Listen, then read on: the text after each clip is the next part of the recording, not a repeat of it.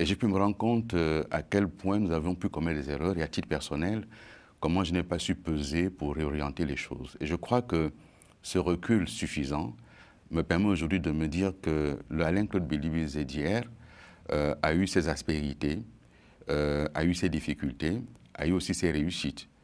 Mais les réussites collectives qu'on a pu avoir n'ont pas été à la hauteur pour faire oublier les échecs qu'il y a eu.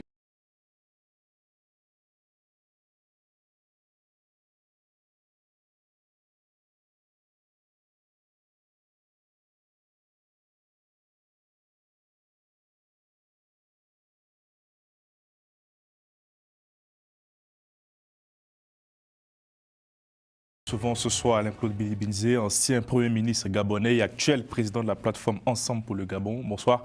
Bonsoir. Merci d'avoir accepté notre invitation. La date des élections présidentielles est enfin connue au Gabon. Les Gabonais se rendront aux urnes le 12 avril prochain. Comment avez-vous accueilli cette nouvelle? Enfin, lorsqu'on dit que la date est enfin connue, il faut dire que la date était prévue pour le mois d'août. Enfin, le ministre de l'Intérieur dit que le chronogramme était à titre indicatif. Oui, mais bon, l'indication qu'on fournit à la communauté internationale et au peuple gabonais, et si on révise cette date, il faut pouvoir en informer. Mais là, on a essayé de prendre les uns les autres de court en fixant une date un peu que seul le dirigeant de la transition maîtrisait. Mais disons que ça ne surprend personne. C'est une date qui est choisie parce que la situation économique est difficile, parce que la popularité est en baisse, parce que l'écran de fumée des premières annonces a fondu rapidement et que les Gabonais découvrent la réalité d'une gestion qui rappelle à quelque chose près celle passée, mais en pire.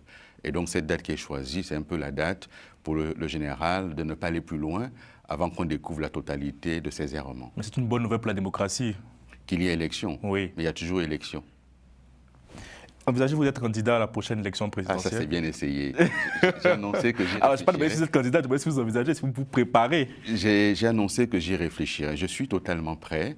Mon parcours, la situation du pays, tout cela fait en sorte que je sois même de proposer un projet alternatif. Maintenant, c'est un projet qui dépend aussi des circonstances, de l'environnement. Il y a des compatriotes aujourd'hui avec lesquels je travaille, nous discutons, et on verra ce qu'en penseront les Gabonais. Moi, je ne serai pas de ceux qui vont se débiner. Si je dois y aller, je le dirai. Mais bon, le moment viendra. Quelle est la différence entre le Alain-Claude Bilibi, Premier ministre Ali Bongo, et celui d'aujourd'hui? Vous savez, il y a 15 mois qui se sont écoulés depuis la chute du président Ali Bongo. Et durant ces 15 mois, j'ai fait ce que je peux appeler mon chemin de Damas. Pendant 12 ans quasiment, j'ai été aux hautes responsabilités. Et je dois dire que j'avais le nez dans le guidon, comme beaucoup d'autres, et ça ne m'a pas forcément donné le recul suffisant pour bien connaître la situation dans laquelle étaient nos compatriotes. Ces 15 derniers mois, j'ai été à leur écoute, j'ai observé, et j'ai pu me rendre compte à quel point nous avions pu commettre des erreurs, et à titre personnel, comment je n'ai pas su peser pour réorienter les choses. Et je crois que ce recul suffisant me permet aujourd'hui de me dire que le Alain-Claude Bilibi d'hier a eu ses aspérités, a eu ses difficultés, a eu aussi ses réussites. Mais les réussites collectives qu'on a pu avoir n'ont pas été à la hauteur pour faire oublier les échecs qu'il y a eu. Et il nous faut aujourd'hui reconsidérer cela et proposer aux Gabonais une autre façon de faire, une autre façon de voir. Mais je pense aussi qu'il faut beaucoup d'humilité dans la démarche. La responsabilité publique, on peut y accéder dans un débat partisan. Mais lorsqu'on doit gérer l'État, on doit sortir du débat partisan. Trop souvent, je pense que j'ai défendu plus mon camp que le pays et que les populations. Et il me semble utile aujourd'hui, en regardant ce qui se fait, où les gens défendent plus un camp que le pays, je crois qu'il faut en tirer toutes les leçons. Gérer un État, c'est tenir compte de la population d'abord, peu importe les camps auxquels on appartient. Parlant de camp, votre départ du PDG marque-t-elle une rupture avec l'héritage Bongo? Oui, je crois que j'ai fait ma part et je pense aussi que tout n'est pas à jeter. Mais en comparant la question aujourd'hui d'un système qui refuse de mourir, il faut mettre un terme à ce système qui refuse de mourir. Je crois qu'une des principales difficultés des militaires actuellement, c'est qu'ils se sont malheureusement coulés totalement dans les pattes du système précédent. Rien n'a changé. Le palais présidentiel aujourd'hui, Hormis l'absence d'Ali Bongo, tous les visages sont les mêmes, les pratiques sont les mêmes, la gouvernance est la même et les Gabonais n'en peuvent plus. Ils n'en peuvent plus d'un système qui ne sait pas se projeter. Ils n'en peuvent plus d'un système qui reproduit les mêmes errements et empire, d'un système aujourd'hui qui a alourdi la masse salariale. Lorsque j'étais Premier ministre, on était à moins de 700 milliards de masse salariale. On est à plus de 850 milliards de masse salariale aujourd'hui. Pour un PIB qui est à moins de 2000 milliards de francs CFA, je parle du produit intérieur brut, hein, mais oui, c'est les ressources fiscales et les recettes propres. Et cela, on ne peut pas continuer. On ne peut pas continuer avec un endettement qui amène aujourd'hui les institutions internationales les plus sérieuses à se retirer des financements sur le Gabon. On reviendra sur la question budgétaire. Voilà, donc c'est un problème sérieux. Et ce problème aujourd'hui, ce n'est pas uniquement parce qu'il y a la transition, c'est la gouvernance qui est en cause, l'incapacité aujourd'hui à relancer l'économie, l'incapacité à avoir une trajectoire budgétaire claire, et il faut mettre un terme à tout ça. Oui, il y a une rupture avec le système Bongo PDG. J'ai servi le père, j'ai servi le fils. C'est suffisant. Je ne vais pas servir les deux camps. C'est assez fort ce que vous dites quand même. Hein. Donc, vous dites que le système au sein duquel vous étiez a fait du mal aux Gabonais, selon vous. Mais il faut le reconnaître. Il faut le reconnaître, il faut avoir l'humilité de le reconnaître. Il faut avoir l'humilité de dire, oui, on y a travaillé, il y a eu des réussites. Mais les réussites n'ont pas été à la hauteur pour faire oublier les difficultés qu'il y a eu. Oui, il y a eu des difficultés, mais tous ceux qui sont aujourd'hui ont participé de ce système. Et lorsque les Gabonais ont applaudi l'arrivée des militaires, ils avaient espéré que les militaires mettraient un terme à ce système. Mais chacun peut constater aujourd'hui, 15 mois après, que c'est pire qu'avant. Avez-vous des contacts encore avec l'ancien président Ali Bongo?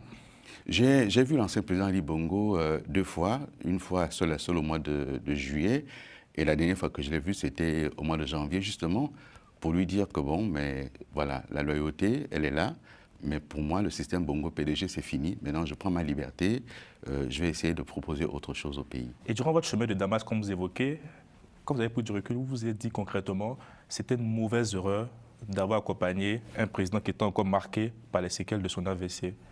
Le problème n'a pas tant été les séquelles de l'AVC. Le problème a été ceux qui l'ont accompagné, la gouvernance.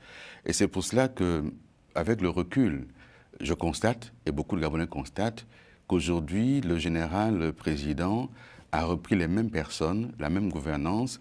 Hier, on avait la GEV, on avait la Young Team, et aujourd'hui, on a toujours la GEV et la Young Team qui sont aux manœuvres avec les mêmes méthodes, les mêmes façons de faire, les mêmes procédés. Oui, avec le recul, je pense que le président Ali Bongo, cette troisième candidature était la candidature de trop. On n'aurait pas dû l'accompagner jusque-là, et ça a été une erreur de l'accompagner. Vous avez tenté de le dissuader?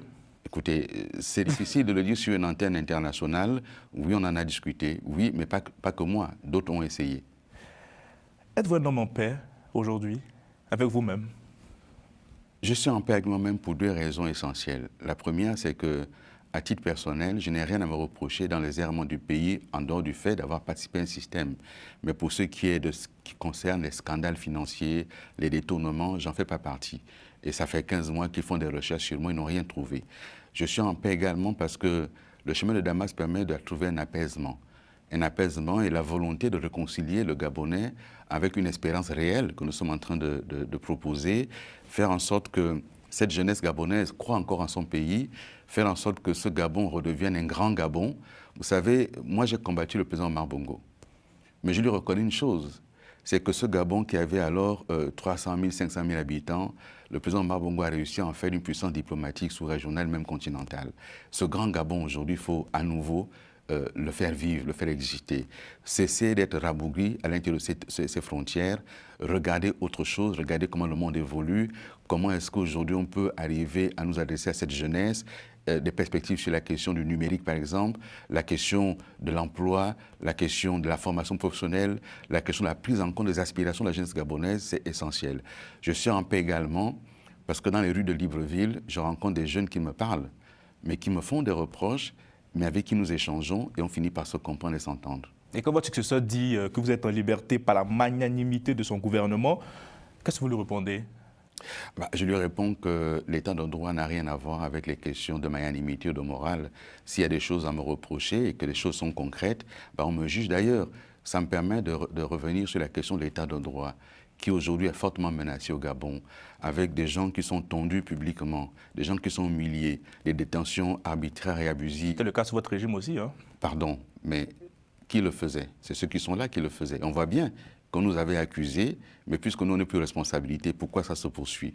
On ne le faisait pas de cette façon-là. Il n'y avait pas de mort sous les tortures. Et encore une fois, c'est pour cela que j'ai demandé, et je demande encore, qu'il y ait au Gabon une commission vérité, justice et réconciliation. Il faut que les Gabonais se parlent et qu'ils se réconcilient sur les questions économiques et financières, mais aussi sur les questions de gouvernance. S'il y a eu des morts et des disparus, aujourd'hui nous avons un ministre de la Justice qui a été un partisan de M. Jean-Ping. Qu'attend-il pour lancer des enquêtes sur les morts de 2016? Nous avons Madame, le président du Sénat, qui était partisan de Jean-Ping. Ça fait 15 mois qu'ils sont en responsabilité. Qu'attend-il pour faire connaître la vérité aux Gabonais sur cette gouvernance-là? Aux côtés d'autres leaders de l'opposition tels que Albert Ondo-Ossa, vous appelez à la non-candidature des militaires qui ont la possibilité de se présenter grâce au nouveau code électoral, à condition qu'ils se mettent à disposition. Qu'est-ce qui vous dérange dans cette candidature des militaires et des magistrats? Vous savez, le Gabon n'est pas seul. On ne vit pas sur une île isolée. Nous sommes au sein de la CEAC. Aucun pays de la CEAC n'autorise les militaires à être candidats. Au-delà de la CEAC, je ne connais aucune démocratie qui autorise les militaires à être candidats aux élections. Aucune démocratie. Ils étaient mis à disposition, c'est-à-dire qu'ils redeviennent citoyens. Non. Ils vont être candidats et s'ils sont élus, c'est là qu'ils se mettent en disponibilité. Ça veut dire quoi? Ça veut dire qu'ils seront candidats en étant porteurs d'armes, en gérant des casernes, en gérant les hommes en armes. Mais imaginons simplement 2 généraux rivaux qui vont chacun être candidats à cette élection présidentielle ou à d'autres élections. Que font-ils s'il y a un contentieux? Chacun va alors se tourner vers ses forces. On va transformer les casernes en lieu de partis politiques. L'armée n'a rien à faire dans la politique. L'armée, c'est le régalien. L'armée, c'est la sécurité intérieure et extérieure. Les magistrats, c'est un pilier de la justice, c'est un pilier de l'état de droit. C'est un pilier d'une société apaisée. On ne peut pas les amener à faire de politique partisane. Il peut y avoir une exception. Je dis encore une fois, si on fait une exception pour le général président actuel, pourquoi va-t-on maintenir l'exclusion de ceux qui ont 70 ans ou 71 ans ou moins de 35 ans? Ça n'a aucun sens. Ouvrons le débat, ouvrons la compétition électorale, faisons en sorte que ceux qui veulent participer puissent participer. C'est cela la démocratie. Or, ce qui se fait là, c'est une manière d'accaparer le pouvoir, d'enfermer le pouvoir, et c'est inacceptable. Vous avez rencontré le président le 27 décembre dernier, vous lui avez dit tout ça? Je lui ai dit tout ça. Le 27 décembre, je lui ai dit, et devant ses différents collaborateurs, il faut ouvrir, il faut que le champ politique gabonais retrouve son dynamisme, sortir de cette transition par la bonne porte. Et le général est en train de rater une opportunité. Il aurait pu être un héros de la nation en respectant sa parole, en faisant en sorte d'assurer une transition à laquelle il n'aurait pas pu être candidat. Les Gabonais l'auraient célébré comme héros. Il choisit là de sortir par une porte qui n'est pas la plus glorieuse. C'est vrai qu'il a promis de rendre le pouvoir aux civils, mais vous voyez les appels qui fusent un peu partout. Les appels qui sont pilotés par lui. Enfin, sur les Gabonais. Non, mais écoutez, personne n'est dupe. On voit bien qui organise les appels. C'est son propre frère qui organise les appels, qui est à la tête. Vous voyez là au Gabon, pour la première fois dans notre histoire, vous avez quelqu'un qui assure de fait la fonction de chef d'État, mais qui se trouve à la tête de 2 associations, j'allais dire claniques et villageoises. Et ce n'est pas acceptable. Le Gabon est un pays avec une vraie diversité culturelle, mais celui qui est à la tête du Gabon doit assurer l'unité nationale. S'il fait le choix d'une ethnie et d'un repli identitaire, quid des autres ethnies? Comment on fait? Vous l'accusez de communautarisme là? Ce communautarisme est dangereux. Le Gabon est divers et un à la fois. Nous devons tous être de nos ethnies, mais nous sommes d'abord Gabonais. Moi, j'ai la chance d'appartenir à une province multiculturelle, multiethnique. Et lorsque j'ai été ministre de la culture, j'ai lancé un festival Gabon 9 provinces pour que toutes les cultures du Gabon se rencontrent, se connaissent et le Gabon est un. Ce qu'il fait est dangereux pour l'équilibre de la société gabonaise. Le nouveau texte octroie notamment 2 sièges de députés aux représentants des Gabonais de l'étranger et permet aux binationaux de se porter candidats à différentes élections, sauf l'élection présidentielle, sans renoncer à leur seconde nationalité. C'est une avancée, contrairement à la dernière version qui était un peu plus dure, si on est d'accord. Mais si vous voulez regarder la contradiction, dans cette constitution que je conteste parce qu'elle est mauvaise, mais dans cette constitution, l'intérim du président est assuré en cas de vacances par le président du Sénat. Or, on peut être élu au Sénat en tant que binational, et donc un sénateur binational pourra demain assurer la vacance de président de la République. Regardez la contradiction. Pourquoi se priver d'une expertise du seul fait de la binationalité? C'est un recul qui est inacceptable. Oui, il va y avoir 2 sièges de députés pour les Gabonais de l'étranger. C'est tant mieux. Mais il y a une vingtaine de sièges de sénateurs en plus. Était-on obligé de garder un Parlement bicaméral avec les finances publiques qui sont en difficulté? Vous souhaitez qu'on supprime le Sénat? Moi, je pense qu'il faut supprimer le Sénat. Aujourd'hui, dans son fonctionnement, le Sénat et l'Assemblée nationale font exactement la même chose. J'ai été ministre et j'ai été Premier ministre. Nous perdons du temps, nous perdons de l'argent dans le parcours législatif. Vous défendez un projet à l'Assemblée nationale, vous défendez le même au Sénat, c'est du temps perdu inutilement. Si on voulait garder un Sénat, il fallait regarder comment réfléchir entre le Sénat, le Conseil économique et social, pour avoir des orientations différentes de l'Assemblée nationale qui aurait été la seule chambre du Parlement, et le Sénat aurait pu faire autre chose qu'être la deuxième chambre du Sénat. Donc je crois que dans les finances publiques actuelles, dans l'état actuel des finances publiques, le Sénat n'est pas aujourd'hui nécessaire, et qui plus est, sans concertation aucune avec personne.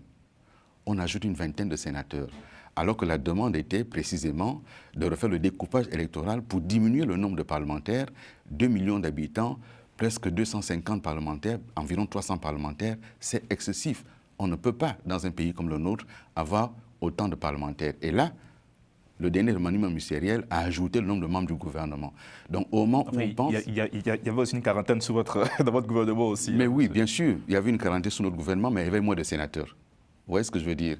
On avait une cinquantaine de sénateurs. Donc cela ne s'équilibrait pas, mais aujourd'hui, on doit faire différent. Il faut regarder vers l'avenir. On a tous dit que hier, ça n'a pas bien fonctionné.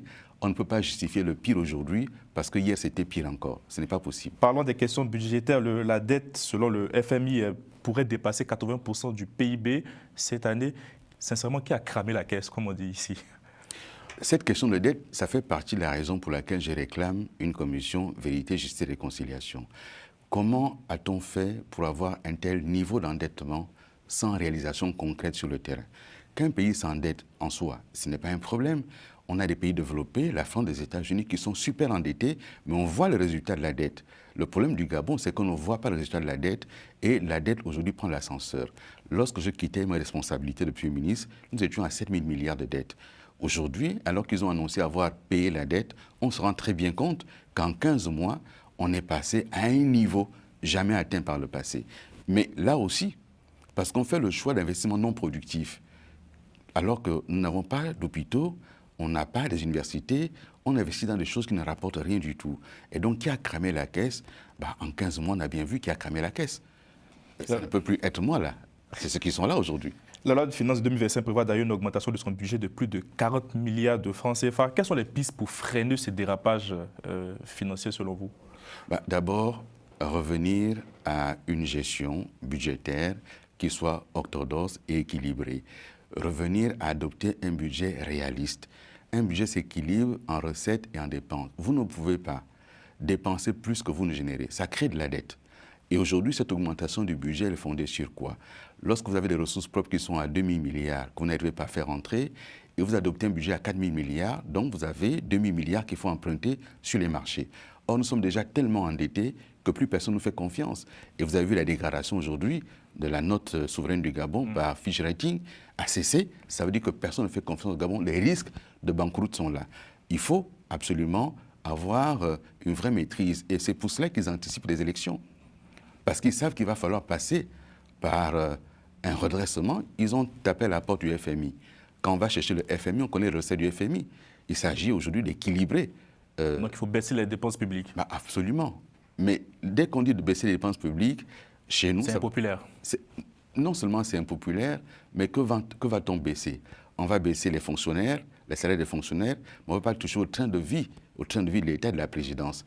Était-on obligé, là, dans la transition, d'acheter des avions pour la présidence de la République? Était-on obligé de faire tous ces voyages qui coûtent très cher? Il reste pas au Gabon, lui. Il est venu 4 fois en France. Il a été partout, aux États-Unis, il n'arrête pas de voyager. C'est son rôle de faire de la diplomatie aussi. Attention, attention. Quand on vient faire un forum économique en France et que 15 mois après, il n'y a pas un seul euro qui est descendu au Gabon, quelle était la pertinence de ça? Quand on va en Chine et qu'il n'y a pas un seul yuan qui est rentré au Gabon, quelle est la pertinence de ça? Il y a des chefs d'État qui développent le pays, mais qui sont chez eux.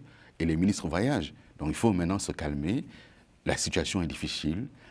Il faut qu'il ait le courage d'annoncer ce plan et de présenter aux Gabonais quel est le plan qu'il négocie avec le FMI. Parce que là, il y a un plan secret qu'on ne livre pas aux Gabonais et on va aller aux élections et après les élections, on va découvrir le plan secret qu'il négocie avec le FMI. C'est quoi? C'est la rigueur, on rentre dans une période de rigueur budgétaire? Mais je pense qu'ils ne veulent pas le dire, on va dans une période de rigueur budgétaire, un risque de c'est la solution aujourd'hui vu la dégradation des finances publiques. Mais ce n'était pas la situation quand je quittais les responsabilités.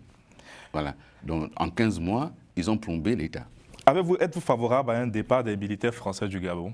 Moi, je suis favorable à une discussion franche avec et les Français et tous ceux qui veulent arriver au Gabon. Je crois qu'aujourd'hui, il faut regarder les choses en face. La situation a évolué. La France n'a plus à être au Gabon uniquement par la question militaire. Elle peut être au Gabon dans d'autres questions économiques et autres. Et on peut avoir une coopération de défense sans qu'il y ait une base militaire au Gabon. Donc, il faut rentrer dans une vraie discussion. Il faut aller dans le sens de l'histoire. L'histoire aujourd'hui, c'est qu'il faut élargir les questions de coopération à tous ceux qui veulent aujourd'hui se développer chez nous et s'installer. Mais on ne peut pas être dans ce rapport avec cette base militaire française. Et là, vous partagez les propos du président sénégalais qui disait que la présence de bases militaires étrangères est une anomalie dans un État souverain? Non, je ne le dis pas parce qu'il y a des États souverains à travers le monde qui ont des bases militaires. Je dis simplement que nous devons avoir une capacité autonome à pouvoir choisir nos partenaires librement. Et qu'il faut discuter avec la France sur la question de qu'est-ce qu'on fait de cette base militaire. Moi, je suis favorable à la fermeture. Je suis favorable à ce qu'il y ait une discussion dessus. Oui, ça peut arriver à la fermeture. Ça ne me pose aucun problème dès l'instant où l'armée gabonaise serait montée en puissance pour s'autonomiser. Monsieur le Premier ministre, la nouvelle constitution reconnaît le mariage, uniquement le mariage hétérosexuel. En 2020, votre gouvernement, vous avez dépénalisé l'homosexualité. Est-ce que vous assumez cette mesure aujourd'hui? Et sincèrement, est-ce que vous avez pensé à franchir le Rubicon en légalisant même le mariage homosexuel? Mais vous savez que la constitution que nous avions adoptée en 2018 indiquait déjà très clairement que le mariage au Gabon, c'est l'union entre personnes de sexe opposé. C'était déjà le cas. Donc il n'y a aucune innovation là. Il faut avoir le courage, dans un débat de société, de poser le débat. Est-ce que la société gabonaise aujourd'hui est prête? Ce n'est pas à moi de répondre. Mais il faut interroger la société gabonaise parce qu'aujourd'hui au Gabon, il y a des personnes homosexuelles. Qu'est-ce qu'on en fait? On les jette en prison? Non. Qu'est-ce qu'on en fait? On décide qu'elles vont se marier, il faut interroger la société gabonaise librement. Et en fonction du résultat qui sera donné, moi je suis prêt à assumer cette responsabilité. Il faut interroger la société.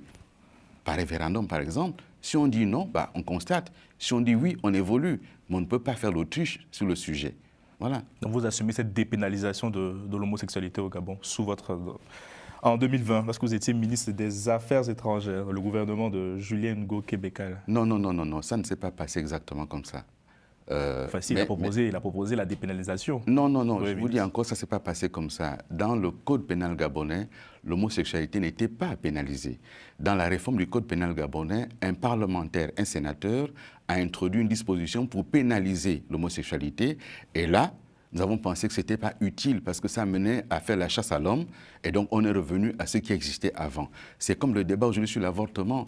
L'avortement au Gabon est pénalisé et pourtant des filles meurent tous les jours dans des circonstances atroces parce qu'il y a des questions d'avortement. Pour moi, c'est deux sujets sur lesquels il faut pouvoir interroger la société gabonaise. C'est une question que vous allez traiter si éventuellement vous arrivez en responsabilité? C'est une question qu'il faudra traiter.